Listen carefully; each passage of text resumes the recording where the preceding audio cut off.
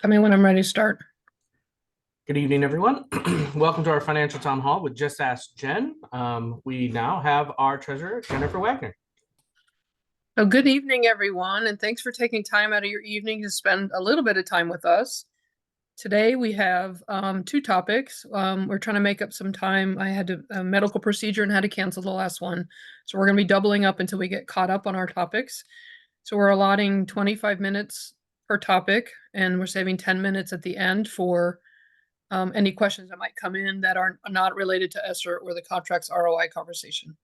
So with that, when we hit the next slide, we will be joined by board member Brandon Craig, who is our finance chair now. He had a previous engagement that ran right up to this, so he'll be joining us very shortly and will help moderate. But so if you want to participate, we are now using Zoom.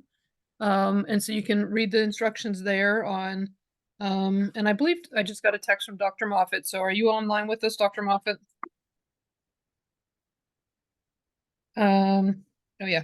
So you're welcome to join Dr. Moffitt, but Brandon will be joining us shortly. So thank you. She's always taking such good care of us. And she always asks us great questions. So we love having her. So typically, all right, so back to Zoom. So you can read the instructions on how to raise your hand or send a chat to the moderator. We're online today, so we don't have in-person instructions.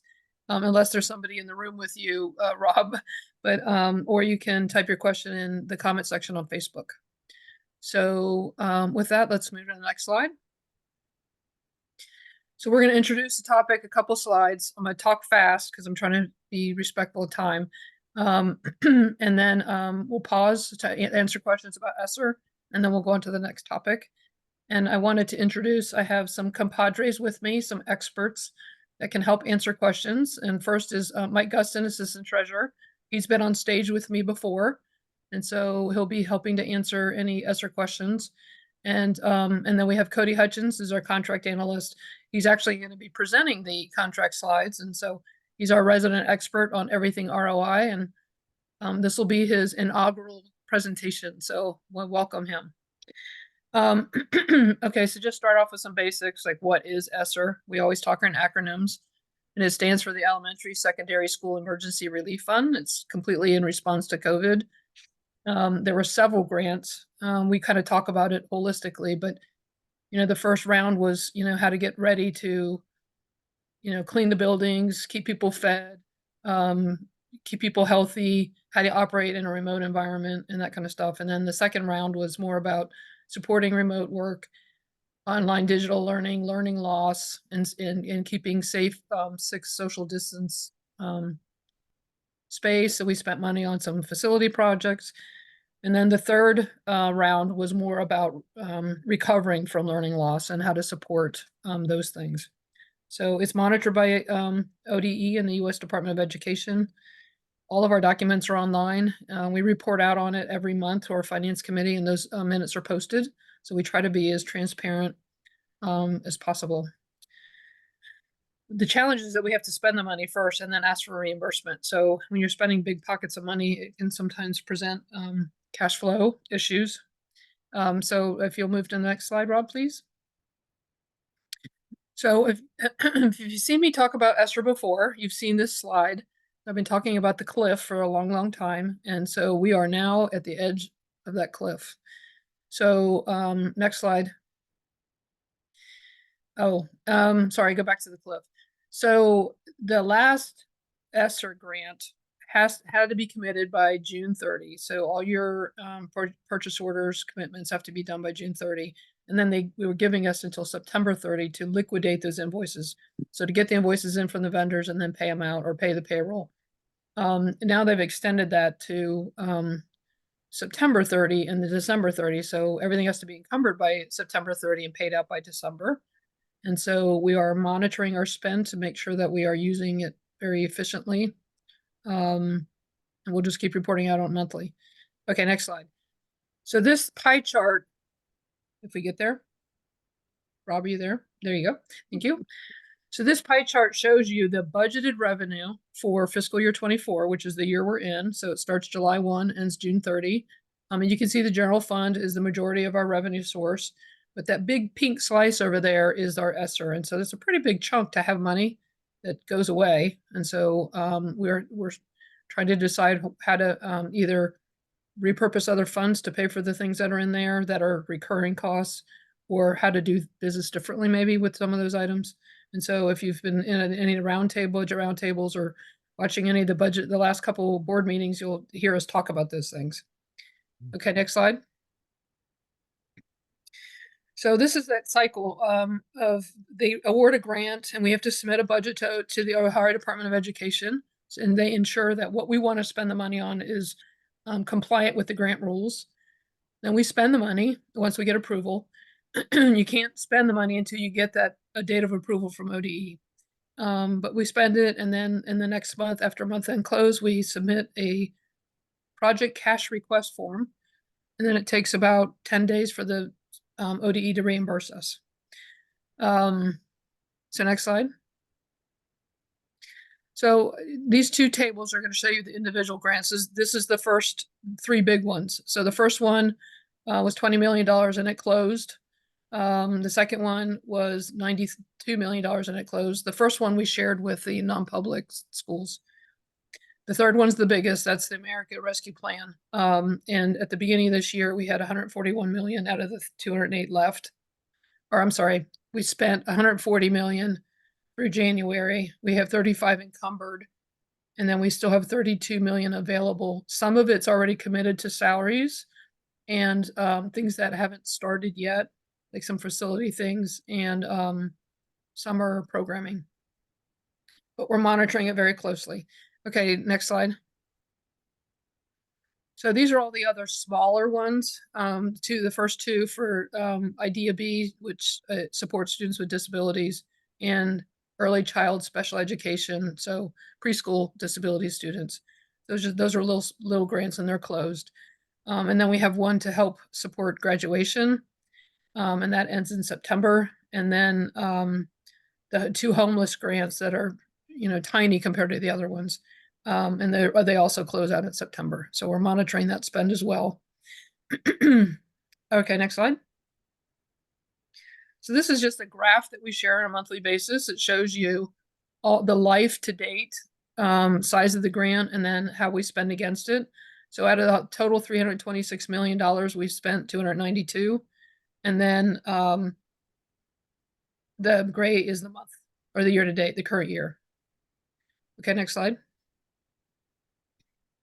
So you might ask, what have you spent this money on? And so we're showing you in fiscal last year, we spent quite a bit of money on our nursing contract and reading specialists to help with the reading recovery. A lot of facilities costs. Summer Scholars was budgeted at 15 million. We use the money to help convert from paper book curriculum or textbook curriculum to digital curriculum, and some of those subscriptions that have come up. And then super subs, which are building subs that don't travel from building to building because we didn't want people carrying germs from one building to the next. And then we used it to help support transportation with our budget challenges, technology to have one-on-one devices for our students. And then, of course, the three very large facility upgrades. So the Walnut Hills Dome and the cafe expansion. And because they were overcrowded, Hyde Park is overcrowded and Pleasant Ridge was overcrowded as well. And so those projects we're hoping to be finished by fall so we can pay out the bills in the winter. Okay, moving on to 24's major spends. So we're finishing out those facility projects. I don't think there's anything new in here. Resource coordinators hit ESSER this year. So when we started with resource coordination projects, they started out with the 21st Century Grant. And when that ended, the Student Wellness Grant started from Governor DeWine. And so we switched all that spending over to the nurses and the resource coordinators into that grant. And then when those grants closed out, we switched them into ESSER. So that's part of our newer challenge. One new expense is the Assistant Principals of Culture and Community. That was a strategic initiative by our Superintendent Wright. And then we're still supporting the subs and nurses and the curriculum and technology. So and then if you have the PowerPoint up and you click on that link there, you don't have to do it, Rob, because I don't want to spend a lot of time on it, but that shows you the full budget. And then we need to make sure that the updated one, Mike, gets posted on our website. That's a requirement for ESSERs to have all of our documents on our district website. So next slide. So we'll stop. I felt like I was screaming erase there, but we'll stop and just answer any questions that might come up related to ESSER.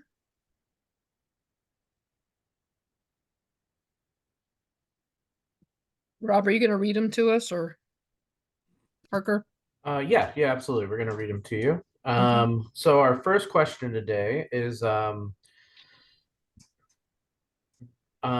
district expecting any more federal money when ESSER runs out? No, we have not heard anything.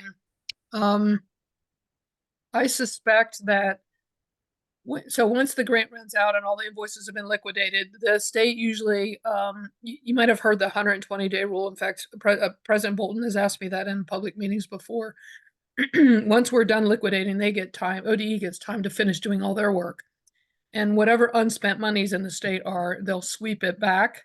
And then they typically, at state and federal grants, reallocate it back out on some kind of formulaic basis. So we don't know if they'll do that. We don't know, who's going to be the elected leader of the country and how and what changes those will be made. So we really don't know anything yet. We're monitoring that, but that's a good question. Thank you. I would say, just to clarify, we do get other federal grants than just ESSER. Oh, so we right. do get, we do get the title grants. We do get Title 1 through 4. We get the IDEA B grant. So we do get a continuing amount of federal grants.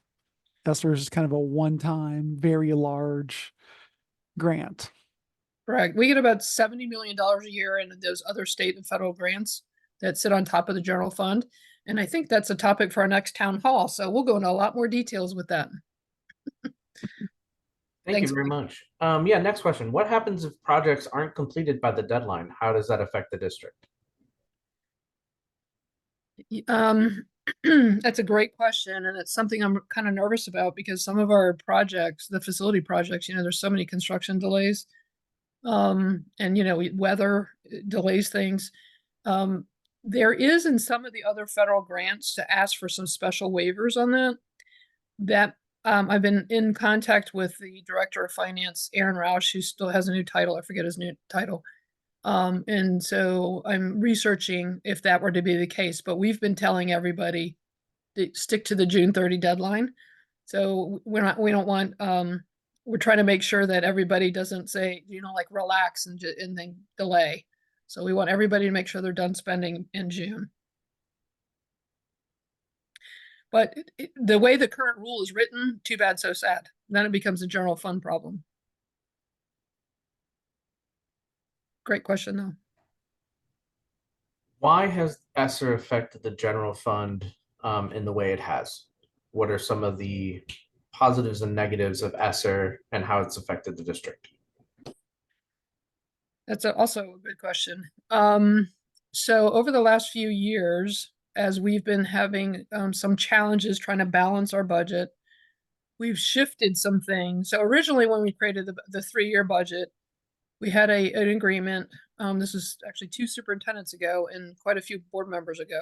But there was an agreement that we would try not to put recurring items in that grant. But as life progressed and things changed and budgets got tighter, we started shifting some things into ESSER to help relieve the general fund of expenses so that we can keep a balanced budget and invest in some of the strategic plan initiatives. Some districts put a lot of recurring stuff, a lot of body and a lot of employees in there and to help save jobs because, you remember when ESSER started, restaurants are shutting down, businesses are shutting down, and people are getting laid off all over the place. We made a commitment to our staff not to do that. And so that was part of our issue as well. Costs have just gone up, so it's putting a lot more pressure on the general fund, and the general fund doesn't really grow with inflation. So property taxes, our levies are mostly, or half of them are fixed sums. So our revenues don't grow with the enrollment. You know, when enrollment goes up, property taxes per pupil go down. And then our state funding formula, while it's being phased in, it was a 6-year phase in. So I think the first 2 years we didn't get $90 million worth of funding because of the phase in formula. And so, and then the state foundation formula, we're considered a wealthy district because of our property values. And so we only receive 42 cents on the dollar for every dollar the formula generate, our students generate in the formula, because they think we're wealthy, so we can get our local revenues up. So when property value goes up, it hurts our state funding formula. Our local share, or the state share, will go down because we're considered a wealthy district. So it's kind of a offsetting challenge for us. Thank you, Jen. Why is the district not using levies to fill the gap that ESSER has left behind? That's also a common question.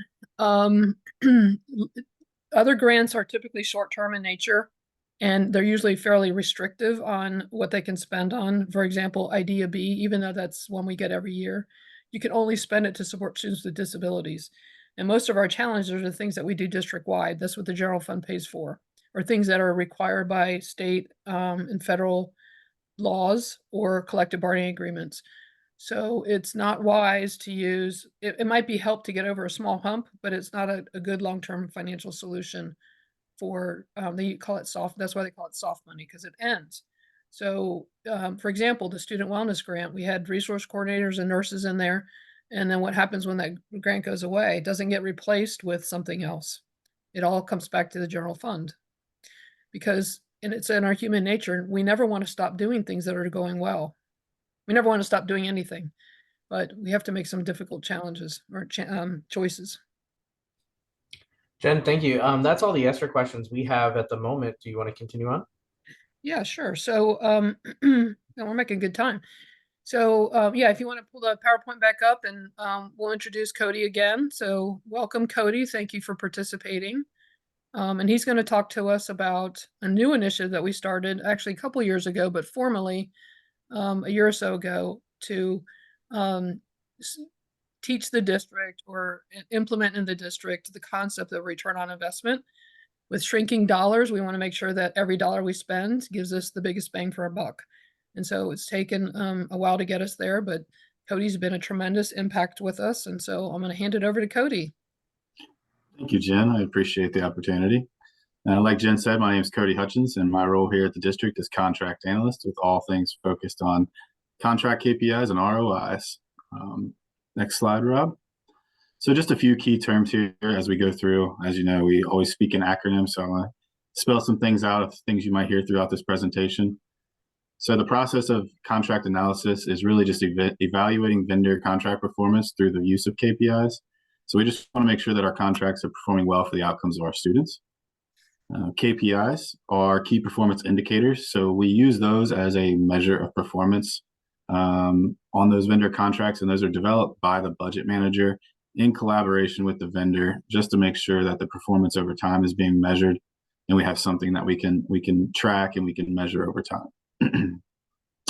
ROI, or better known as return on investment, is establishing programmatic calculations to measure return on investment, and we'll get into a couple of those examples later on. In-source versus outsource. This is a new initiative that we took on as well. A small team of us looks at different contracts throughout the district that we have that we may have the opportunity to in-source rather than outsource. So creating job opportunities within here in the district rather than contracting those out.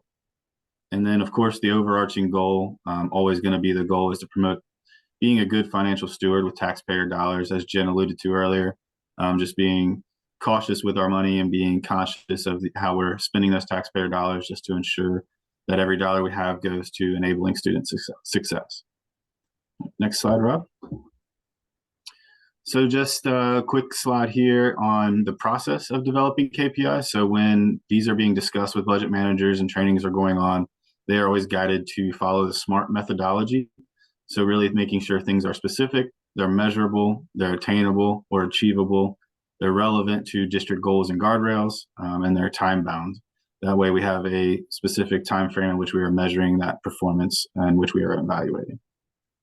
Next slide, Rob.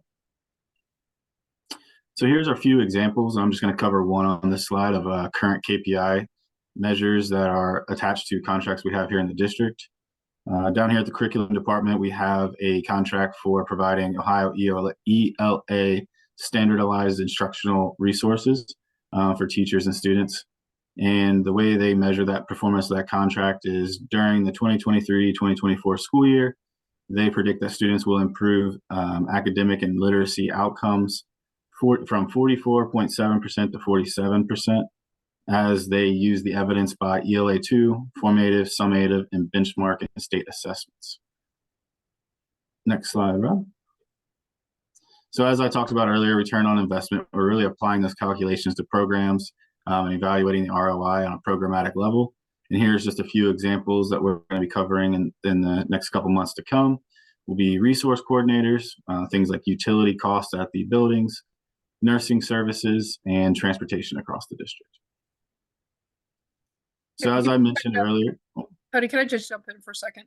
yes, ma'am. So on this slide here, this is not a gotcha kind of activity. This is more about ensuring and celebrating the successes that you know, like the resource coordinators do fabulous work. So this is more about educating the public and ourselves on how well we're doing with our spending of money. So I don't want anybody to think that we're doing this so that we can like turn around and eliminate. So thank you, Cody. Go ahead. Thank you, Jen. All right, as I talked about earlier, the in-source versus outsource. So here's just a couple examples that we have already undergone and went through and decided that these positions are rather be in-sourced to the district. They'd be more beneficial to have in the district rather than being outsourced, one being the transportation call center. And then we've already done 5 different IT positions. And we definitely plan to expand these efforts and keep analyzing the contracts we have to see if there's more opportunities for insourcing rather than outsourcing. Next slide. And here's just a brief timeline of how things have gone so far as we conceptualize the idea of ROI in the district. In year 1, which would have been last year, we developed the KPI process and began education on KPIs and the awareness around the process. Year 2, we wanted to develop and refine the KPI process, but really we began programmatic calculations for ROI and what that looks like across the district, as Jen alluded to, celebrating those victories, talking about what different services are providing and actually highlighting those and celebrating those. And then in year 3, which would be next year, just kind of preview what some things are to come. We're going to begin the review and scoring of this year's KPI measures just to see how things went, how things performed. And of course, you can see the overarching goal of all this is still to promote good financial stewardship and continue that education and awareness. I believe that is the last slide. So thank you for the opportunity. Good job, Cody. Thank you. I just wanted to briefly state some learnings through this process. So last year, the superintendent Wright and I sat down and went through all 887 vendor contracts together. And we realized some things that sometimes we were just rolling things over. And we realized that because we have a decentralized financial system, so every school is their own budget owner, we realized that we had a bunch of schools that had contracts with the same vendor. And so one of our next steps is to look and to figure out where that happens, and so that we can consolidate and do proper proposals for financing to make sure that we're getting the best bang for our buck and just make things life easier a little bit for our principals. So so it's been a growth experience. It's awesome. So we can pause. I'm wondering, did Mr. Craig, were you joining us? Did you have any comments you wanted to share? I don't know if he made it to the meeting or not. We have not yet seen him, no. Okay, so we'll just open up for questions, and we'll just go from there. All right, our first question is interesting. It's how does someone become a vendor at CPS, and how do KPIs and ROIs affect a new vendor? So let me take a stab at that, and then we'll let Cody add on to it. So there is on our website, under doing business with CPS, There are tons of instructions and links to help vendors get registered. You have to be registered with us. We have a responsibility to vet the vendor to make sure that they're not on the terrorist watch system, or, they have difficulties in their finances and stuff like that. Don't have any criminal behavior. So there's a system that we use to monitor that. But so that's why we have to have vendors pre-register with us. But there's a wealth of information on that webpage. And it's off of our main webpage to doing business with CPS. Yeah, Jen, if So- I can just jump in, it's Sure. if you're on our homepage, it's under the Our Community link at the top. And then under there, it's about halfway down, you'll see another link that says doing business with CPS. It Perfect. goes Thank through the registrations process and some other Mhm. policies and rules. Yep. Thanks, Mike. So, Rob, could you repeat the second half of the conversation or the question? I think there was a second half there. Yeah, how, as a new vendor, as they become new vendors, how do the KPIs and ROIs affect them? Oh, the great question. Cody, you want to take a stab at that? Absolutely. So the process of KPIs and ROIs really for a new vendor gives them the opportunity to align their goals with our budget managers, our principals, and what the district's doing as a whole, and really give them the opportunity to highlight what they think their successes may be, and how the services they're going to provide to us are going to benefit our staff, our students, and the district as a whole. And it really just sets the stage for an understanding of, here's what we said we're going to do, here's how we're going to do it, and then at the end we can measure and make sure that everybody's on the same page. And it's not always about measuring the outcome for future decisions, but it's also just a measure to see, hey, how can we help you help us? We do those things throughout the year, and if you have a goal that you're going to hit, you can analyze that goal throughout the year. You can maybe take a look at it halfway through and be like, maybe we're not on track. Here's what CPS can do to help me as the vendor. And here's what, if you do this, here's how I can better help you provide the services that you are looking for. Thank you. Another question? Awesome, thank you. Do other districts use KPIs that we know of? I have no idea, to be honest with you. I don't know either. All right, well, there you go. I will tell you that several years ago, so I go to a conference with the Council of Great City Schools where they bring ROLA like things people together. So all the treasurers get together for a conference. And several years ago, we began talking about how do you do ROI in the academic world, because we're not producing a profit, right? It's not a formulaic measure. And the difficulty is if you see a growth in third grade reading, there could be a lot of different factors that drove that growth. It could be the curriculum, it could be the quality of the teacher, it could be the size of the classroom, it could be the tutor that was attached to the classroom. So you can't always drive the result back to one single effort. And so that's why we started with the effort first and try to drive the result. But so we're now just starting to dabble into the programmatic side. But I don't know that any district has ever figured it out completely, but that'll be a great topic for our next conference and to see if there's any benchmarking out there. Thank you. Do we use more local vendors or out of town vendors as a district? That's a great question. Cody, do you know? Off the top of my head, I do not, but I can know- definitely look into that. I know that the purchasing department is trying to support spending goals so that when we are monitoring a request for proposal, we are looking, you might get some points for being a local vendor that an out-of-town vendor might not get those points in order to get the bid awarded. So we do encourage, local small business owners, minority business owners to do business with us. But sometimes the scope is so large that you have to go with more of a national type vendor. But we try to encourage them to partner with smaller minority vendors as well. So that's a great question, though. I'd be interested in learning that stat. I'm going to write that down. Jen, you mentioned Yeah, you mentioned points. Jen, can you explain a little bit about what points mean and how that affects vendors and decision making? Sure. So we have a policy where any expected project or expense that's going to be over $100,000 in funds, that we require the team to do a request for proposal. We say RFP. So what they do is they write the scope of what they want to accomplish, and then the purchasing department puts all the legal language around it, and we publish it to the vendors that we know about that might be interested in proposing to do business with the district.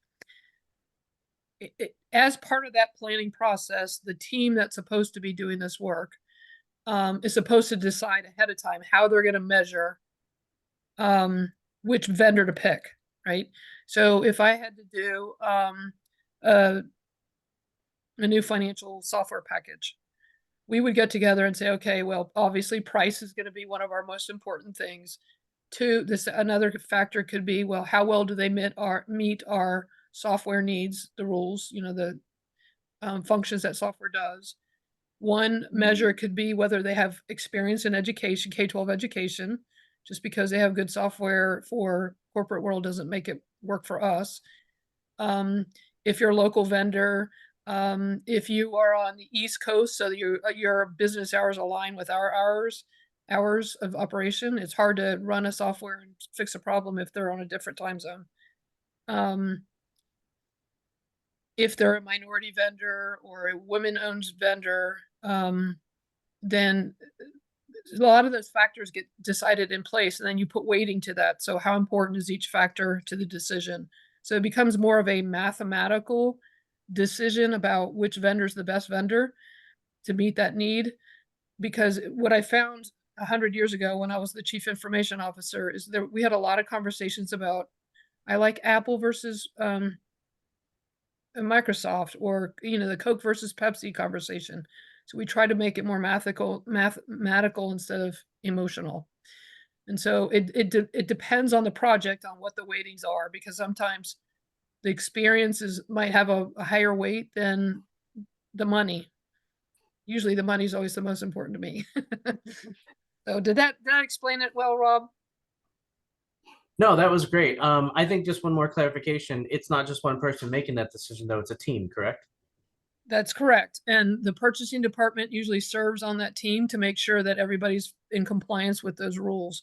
And so it's typically, when we do them, in my area of functionality, is we like to get the end users involved so that they're happy with the product that we're putting together. Because if they don't like it, they're not going to use it. It's going to be hard to keep things implemented. So we tend to try to involve our stakeholders in those decisions. But that might not apply to every RFP. If you're going to do an RFP for utilities, so to speak. So, and then of course, construction follows different bids. They have to do closed bids, and they follow a little bit of different rules than RFPs for services or products. Thank you, Jen. That was wonderful. Appreciate it. Of course. Cody was called out on Facebook, so but this answer, Jen, will let you start off. Under what circumstances can the district cancel and/or end vendor contracts? Does the district assess annually? Can you make decisions about contracts in the midterm? So if someone's midway through a contract, can you cancel it? Yes, absolutely, we can cancel. So there's a few reasons. One is there's always language in our contract that says that if we get into some kind of financial issue, that we can exit out with so many days of notice. I can't remember if it's 30 or 60 days. If the vendor's not performing, if something breaks down and this is just not going to work, then we probably have an exit clause for the same reason. I would hope that individual budget managers are monitoring to make sure that whoever we're hiring as a vendor to provide a service is monitoring their performance on a regular basis. So, but we have standard language in our contracts that give us an exit if we need to. There's Mr. Craig. Thank you for joining. Sorry for the delay. Work always pushes me to try and make things happen here, so I do apologize. It's okay. Would you like to say and make any comments so far? I don't know when you joined, so I don't know how much you've heard. No, I will just say that I think you when we do these town halls, I think it's always great to share a lot of good information. And so from the parts that I was able to hear so far, been a lot of great information asked and answered. I do think one thing to highlight is that the hard work of our contracts and all these things that we're doing feed into part of the conversation for the longer term of how do we make sure we're doing stuff better. Because part of the point of these town halls is really be saying, this is what we're doing, but also this is how we're trying to do what we do better. Mhm. That we're being the best stewards of the public's money. And so I don't think it could be said enough, Yes. hard work you all are doing. Thank you. Thank you. You try to be very transparent. So, Cody, since you were called out on the question, did you have anything you want to add to that? My answer was? No, I think you covered pretty much all of it. The only thing I would add is that when you mentioned the budget manager, principals working with their vendors to kind of track the progress, that's kind of the ideology behind the KPI, is that it's not just a one-stop shop at the end of the year, we review it. It's that this is an ongoing effort, and that maybe periodically, on a monthly, whatever the budget manager or principal deems is best for them and that vendor, that they are keeping that progress on track. They're monitoring it, seeing how, like I said earlier, that maybe it's us as a district need to support the vendor better and giving them better directives, or however that looks. The vendor needs to do this for us better that the principal identified, and just making sure we stay aligned with that contract, stay aligned with that KPI and that measure of performance, and keep that progress monitoring ongoing. It's not just a one-time thing. So thank you, Jen. Sure.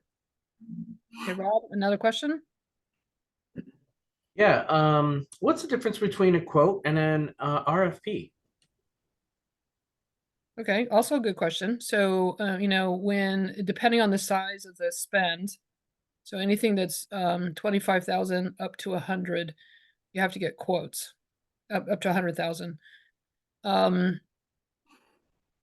So it's just reach out to the vendor saying, hey, can you give me a quote for this product or this service? But if it's over $100,000, you have to actually write the RFP with the scope of service clearly defined and the measures clearly defined, and then allow a whole bunch of people to bid on it, or whoever is interested in bidding on it. So it's a competitive, it's a way to keep our vendors in a competitive situation. And it also helps us to make sure and ensure that we're getting the best bang for our buck with the current market prices. Great answer. Thank you. This one's interesting. If I'm a teacher, can I also provide services to the district for my personal company? You know what? That's a great question for Mr. Craig, who's an attorney to answer for us. Providing services is one thing. Selling services to the district might be a totally different part to it. But we often have teachers who, in their own work and their own thing, they've created materials or have supplemental things that they would utilize in their classrooms. So I think in that aspect, if you're not charging the district or asking the district to compensate you for those things, that is certainly something that, folks are always welcome to do. I think, again, somewhat goes into the nature of stuff. So like, for instance, we've had several teachers who've written books, and those books have been part of things that are read in the class. And so there is some lines that have to be adhered to and had to be make sure that those things are followed when those types of things might happen. But there are some ethical requirements that come with and ethical obligations that come with that. And so that's always the key point, is that you're adhering to all the ethical obligations and ethical responsibilities for something like that. Because we wouldn't want to say, like, our teacher writes an amazing book and we can never have it in the district for students to read. We just there's a way to do it, and there's a process to do it that has to go through certain steps in order to ensure that we're following ethics guidelines. Right. So the Ohio ethics laws say that you can't use your position for personal gain. And so it's best if there is an idea to vet that through our legal counsel and our purchasing department to make sure that nobody innocently violates that law. One other thing to add on that too is that there are certain things that we can only do certain ways, right? And so, or only use certain types of services to do those things. And so those are another great reason why you would want to go through general counsel's office and go through purchasing, or go through your the leadership, because sometimes we just can't do certain, like if you said, man, I got this great 20-passenger van at the house. Hey, guess what? Like, you can't just go and drive people around in your 20-passenger van, because there are obligations we as a district have to follow on certain aspects of that. You know, what we always talk about in budget finance and growth is gift cards, right? Like that's a huge thing in how we can communicate and provide stuff to folks. So you said something. It is just absolutely smartest thing to do is to talk with the general counsel before doing something so that we can ensure that you do it in the right way. Right. Thank you, Board Member Craig. Thank you, Jen. How does the district measure ROIs for contracts that don't directly affect students? Cody, would you like to take a stab at that one? Yeah, I can take a little stab at this. So like I mentioned earlier, when we do a KPI, that's really the driving force of ROI right now. Is the first step is developing that KPI. And when we think about developing that, we do it against that SMART methodology. So making sure it's specific. So what I mean by that is that service or whatever's being provided that's not directly to the students, whatever that specific outcome is, if it's to provide utility at a building and turn the lights on, turn the water on, you're going to measure that against the maybe the cost that it takes to do that at that building. But all in all, the overarching answer is it's going to be specific to that service that's being provided. So it's not just measuring it how it affects the students, but measuring it according to how that vendor said they were going to provide that service for us. Mike, did you want to add anything to that? Yeah, I mean, I think that was a good answer. I was thinking in history, like I used to manage the financial software. And obviously that doesn't really have a good per student KPI, but you know, we looked at other things you would measure for financial software, like uptime. Like our initial KPI was, you know, making sure it was available 99.9% of the time. And then over time, we've gotten more sophisticated, you know, in what we look for. So Exactly. That's actually one of the examples we talked about at Impact U today, because I actually had that question in my class today. Somebody said, "Are ROI always related to students?" And I used Business Plus as our example. And I said, well, no, I mean, yes, Business Plus does help students because we as educators and administrators can better use the data to support what we're doing. But at the same time, it's not the direct impact. So they use the uptime as the KPI, because if a system goes down, we can't have a system that's going down without customer support for a day or two, because the district operates too quickly on that. So having the KPI of availability or customer service available, that kind of thing is what we talked about. So it's funny you bring that up, Mike. Can I ask a follow-up to this thought, because I think this is actually a good point that you were just hitting on, Cody, is that there are some things that absolutely a vendor's providing this particular service and it doesn't directly go to like a student's result, but it's a necessary thing for the district to have. Mm-hmm. And so like, how do we work with those vendors to identify what that ROI measure might be in order to, so it's not just them having to figure it out, right? Like to really work with them to think about, you know, what the service is and how essential it might be for the district to operate. Mm-hmm. So can I just start and then Cody, you can add on.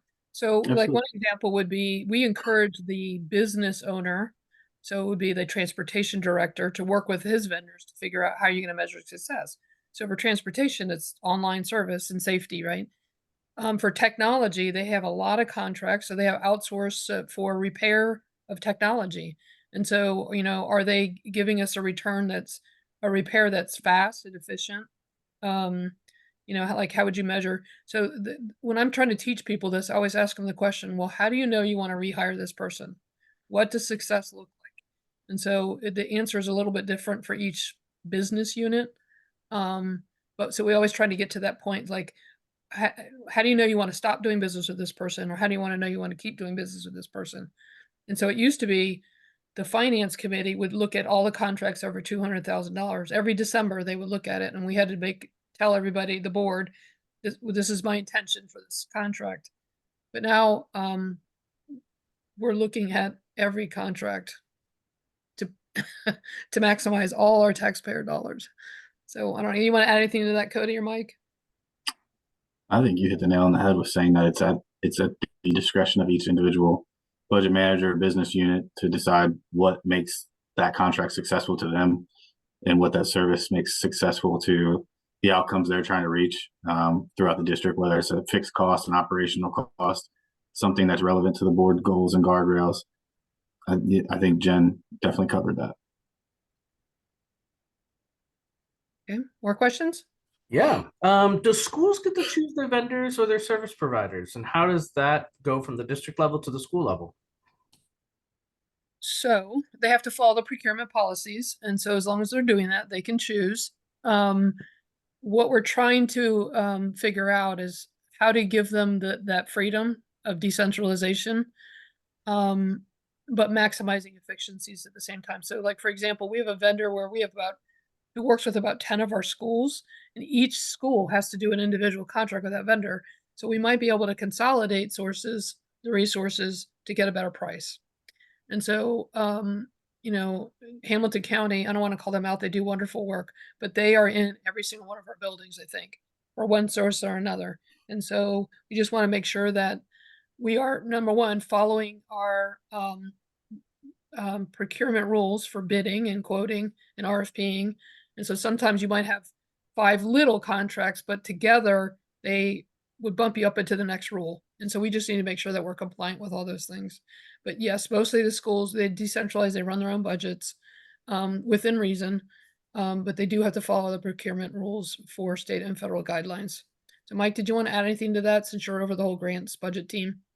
The only other thing I would say, just from doing all the procurement classes with our principals and budget owners, this does come up quite a bit as we train them. And there are a group of kind of district-wide RFPs that are out there that the purchasing department has worked with kind of central office leadership to do RFPs for certain services. And though in those cases, you need to pick one of the approved vendors. I know, like we did when we did summer scholars for a couple of years. I know we had a list of approved summer scholar vendors that it all went through the RFP process. Office supplies. Office supplies is one Yeah. that is, RFP, you know, shredding and document storage. Right. So, Yeah, we don't want 65 different office supply vendors. right. I mean, that's one of the places where you leverage, you know, you try to leverage, you know, a district-wide RFP to say, here's the volume we're going to spend. You know, what are the best price breaks you can get us? So, Right. Thank you. Good tag team. Yeah, well done. What are SBEs, WMBEs, and MBEs? Cody, would you like to respond? I'll let you take this one, Jen. Okay. So those are supplier diversity codes that are identify a vendor as small business, so SBE enterprise, small business enterprise, minority, MBE, women owned, WOBE. Did I miss any of them? WMBE, women WMBE. minority owned. Yep. Oh, yes. And then if you're a minority woman owned. So, and those are used, so to report out, the purchasing department is trying to formalize that. Working with the chief operating officer, Chris Burkhart, who is wonderful. And so they're putting together, some monitoring reports so that we can try to encourage, and help our smaller business owners and minority business owners to continue to do business with us. Especially, and then parent, we actually look to see if you're a parent or a graduate, those get extra points on an RFP process. Oh, that's good to know. I didn't know that, Jen. Yes. Thank you That's for awesome. taking that one, Jen. Sometimes I get my acronyms backwards and I did not want to mislead anybody. So I was like, I'm going to step back on that one. It's all good. It's all good. I've been around for 100 years. We have another question from Facebook. What if the district wants to use a particular vendor, but the school decides it's not the vendor they want to use? They want to go through someone in the community or best for their own services. How does that decision making between the school and the district work? Well, I think we need to have a conversation about why. And, you know, sometimes the answer is, I'm sorry, but if we went through a competitive bidding process, we have to honor the winner of that competitive bidding process. Because it's not fair to that vendor to do all that work and win the bid and then not get the business. So, it's a delicate situation, and maybe we missed something in the scope of work that was important to that end user. That's why it's important to involve those end users and what their needs are. But you know, if anybody's online and hears that, you know, I would encourage you to contact the supervisor over that role, or the purchasing, or even me, and we'll help try to resolve it. Jen, thank you. I appreciate that. Mhm. Can the district approve multi-year contracts? And what does that look like? Yes, we do all the time. So we typically do 3-year contracts. We used to do a lot of 5 years, but board at the time made a decision to go back down to 3 years. Simply because we want to make sure that we're getting the best price that's out in the market. But what we have to do, because we are a cash district and we follow fund accounting rules, we can only appropriate money 1 year at a time. And so we do annual purchase orders against a 3-year contract. So a lot of times you'll see this is the first year of a 3-year, second of a 3-year. And so that because longer term contracts you get better pricing for typically. So we want to make sure that we have that nice balance there.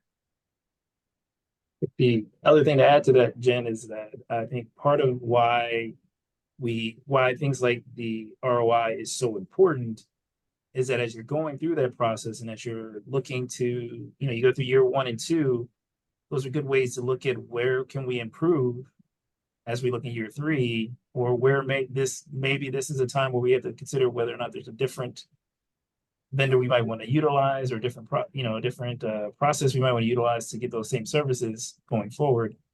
And that's why it's still important to have the agreements, the 3-year agreements. You get the benefit of the 3-year agreement, but by looking at it each year as like year 1 of the 3-year, year 2 to 3-year, year 3 of the 3-year, you can really start to evaluate, are we still getting the bang for the buck year 3 that we were getting year 1? Right. And also at the other end of the spectrum, Cody had this great idea to start posting them so that when an individual department or school is looking for vendors, they can go say, hey, this person had awesome ROI investment. Let's help market them to, let other schools have a benefit of that work. And so it works and not just on the negative side, we're trying to find new vendors or cut money, but also to help drive outcomes to more positive growth. That's fantastic. Thanks, Jen. So all this great work is being done and all this data is being collected. How does the public get to see this data, or how does it come to them in the public eye? Where can they find it? So we are starting to do a monthly report out at Finance Committee now that we have some data, and we've have finalized or refined some of the KPIs. Some of the early KPIs were a little bit of a challenge because they weren't real measurable, and some of the KPIs turned into a novel. And so we're trying to get very specific and short. And now that we have some results, then Cody is going to be doing some ROI reporting out every month at Finance Committee, and we have a financial newsletter. We can start posting those. That's a quarterly newsletter, and the next one, and Cody manages all that. He does an awesome job. And then I think we can do a sub web page off of our the financial website. I think will probably be a good next step for us. And thank you for that answer. Mhm. So we have 9 minutes left. Do we have any? We promised that we would save the last 10 minutes for non-topical questions. And if there aren't any, we could keep going, but we just want to honor that promise. Yep. Yeah. So we haven't had any yet. We do have one. I was waiting next for that one. Okay. The next question would be, as you guys collected this data, was there anything you guys learned? Did you save any money? Did you cancel any contracts as you started working through the KPI ROI process? Yeah, so we had a lot of learnings. One of the learnings was that we had individual schools and multiple contracts with vendors. We also found some contracts where different departments were kind of duplicating some work, and so we were able to consolidate. And so at the end of last year, I think we closed out 111 contracts out of the 887. Some of it wasn't for poor performance. It was just the project was done. We didn't need that service anymore, or we had a new initiative. There was a lot of contracts for social emotional work and stuff like that. Well, when the superintendent started her strategic initiative for the assistant principals of culture, we brought that work in-house, and so we didn't need those vendor contracts anymore. So sometimes it was a shift in strategic effort. Sometimes it was the funding went away and we couldn't do it anymore. Sometimes it was a project ended, but I can't remember how much in the budget, because we're already working on next year's budget. I have 3 budget years in my head. I can't remember exactly what the savings that we realized last year. Do you remember, Cody or Mike? I can probably find it in a few minutes. Yeah, I Okay. wouldn't want to guess. I remember Yeah. the work, but I don't remember the number. So Okay, so while Cody's looking that up, do you want to ask us the next question? Yeah, so the last question we have, and maybe you can elaborate on this, is that with all of this work, we're now in the budget season for this year. How has that work helped with the decision making in this year's budget decisions as we begin working through the budget? And how has ROIs and KPIs been a part of that work? So like Cody said, the board set goals and guardrails, superintendent guardrails. And so we evaluate against those. So those are our priority spends, right? So third grade reading, algebra, are the 2 things that graduation, attendance are the 2 things that are the several things that come off the top of my head. So those things get kind of a priority thought when we're doing this information. But we did go back through all the contracts for this year, and those are posted on the Roundtable Sandbox, or no, the Budget Choices document that's on the website. And so we're doing the same thing, just refining, and making different decisions when things aren't going the way we anticipated. We're not done yet for this year, though, but it is definitely part of our budget process. If I could add a thought onto that too, Jen, I think one Yeah. of the true benefits that we started last year and that we're kind of continuing this year is that when we make some of these choices, it also allows us to fully support some of the things that are going on in the district. And so I think one of the things that we acknowledged last year in any of the savings is that it didn't go towards, like we just simply put it in our pocket and didn't do anything with it. We actually used it in an effort to fully support the other work that's being done in the district. And I think one of the examples that you've used in the past with us before is that, we can't overflow the water bottle, right?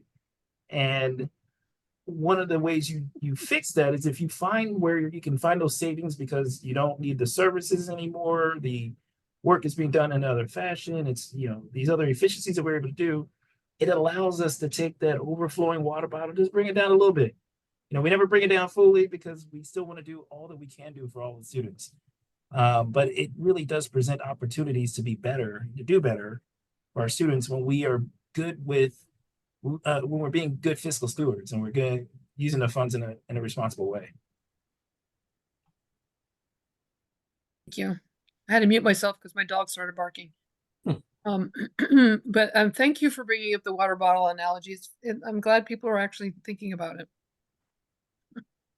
So Rob, do we have any more questions? We do have one more question, and I think this will close us out for the evening. Jen, you always have a rock star team. It's so fun to see you guys do your work. How has the increased effort on contract evaluation positively impacted transportation costs? All right, let me think about that for a minute. How is it? Well, the transportation costs the transportation department really started this kind of work in a informal way a lot of years ago when they started writing on-time performance and stuff into their contracts. And then the transportation vendor actually gets docked when they don't meet those goals. And so it has been saving us money in terms of transportation. They're looking at different policies, walk ratios, different routes. We started, we use some of the ESSER money to buy the vans so that we can help support small transportation needs and athletic events and extracurricular activities and field trips and stuff like that. So it's helped us a lot to evaluate because sometimes because we have to transport non-public and charter school students, and those routes aren't always as efficient as you would like. We'll have run a yellow bus with 6 kids on it, and so that's not very efficient spend. So if we could put those kids on a smaller van that we own, it doesn't cost us as much money. So we're actually looking at all avenues, and a real shout out to Chris Burkhart and his team that has really been looking and analyzing data that way. I think, and Jenny, other way, you know, even thinking about it, not necessarily a cut in transportation costs, but it's actually allowed us to do more with what our transportation does, right? Like when we were able to use some funds to purchase the vans, it allows us to do a little bit more with some of the schools that we otherwise would have had an increased. Right. So it's like, it's not so much that it decreases, but it prevents us from having to spend more and Right. open up some opportunities for using Yeah. transportation in the district. Thank you for reminding me, because I think we're using those vans to help transport children from building to building to get into our medical clinic, our vision clinics, and our dental clinics, so that they get extra services that way. So thank you for reminding me. Okay. And that's all the questions we have. So you want to close us out? Yes, thank you. Yeah, actually it's 7 o'clock. So awesome. This is great. Wonderful. Thank you so much for participating and sharing your evening with us. I hope it was helpful to Just Ask Jen. That cracks me up. So we talked about Mike's when he starts doing them after I retire. His is going to be Money Matters with Mike. So we've already started talking about succession planning in that respect. But so thank you, everybody. We will be doing another town hall next month. And Mike, do you remember the date? Or Rob, anybody, Parker? I remember the forget the date. topic. The topic's Title I, but I don't remember the date. Title I, interstate and federal grants. Hold on. It's on our pulling it up. website. So if I'm you're pu- interested, please join us. This one will be in person because I will be allowed to drive again. Looks like April 3rd, I believe. Is there actually? Oh, wow. So join us on April 3rd for state and federal funds and any other topic that anybody might ask for. So you send us some ideas. If you have topics that you want us to discuss, and you want Jen or Mike or Cody or Mr. Craig or Dr. Moffat or Mr. Lindy, we will be happy to answer those questions. So, all right. Thank you, everybody, and good night.